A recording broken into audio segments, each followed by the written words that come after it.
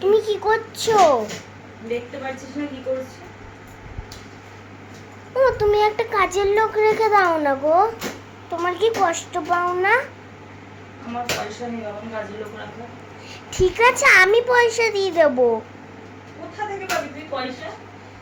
পয়সা মানে কোথা দিয়ে পাবো? বাবার ঘর থেকে যেগুলো আমাকে বাবা দিল পয়সা, সেটা দিয়ে।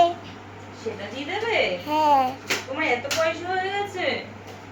কিন্তু পয়সা তো তুমি এসির মতো একটা 500 টাকা ছিল, 500 সব বিক্রি করে দিয়েছে। কি হুম, কি করেছিস? ওই যে 500 টাকা ছিল, তুমি এসি দিয়ে 500 টাকা কিনে দিয়েছো আমার ব্যাগ দিয়ে। হায় ভগবান, তুই তো একটু কাজটা করে দিতে পারিস যে মা।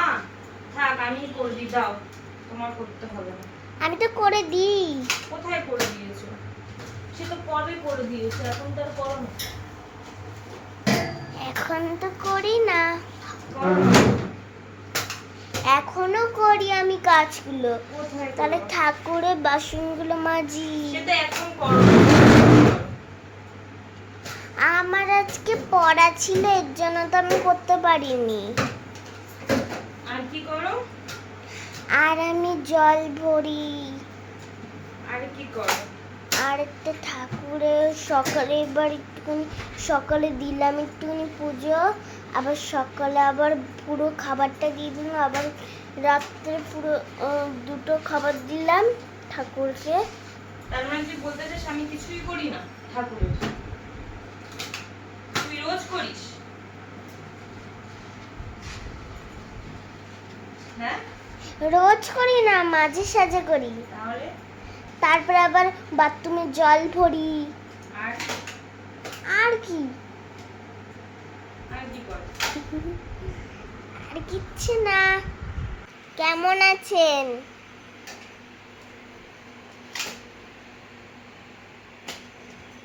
কেমন আছে কাজের লোক? বাহ বাহ বাহ।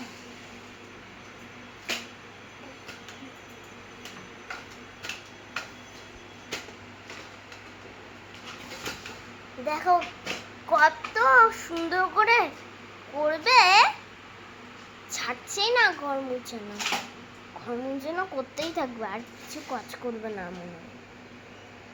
সব হয়ে গেছে বাবা। হয়ে গেছে মানে রান্নাগুলো ওগুলো এখন কি তো রান্না করবো। করবে তো সেটাই তো জানি, সেটা তো আমি জানি। তো জানো কেন বলছো? দুবার করছো কেন? তুমি যে করছো তাহলে তো দুবার হয়ে যাচ্ছে এটা। এমন করো না, এমন করো।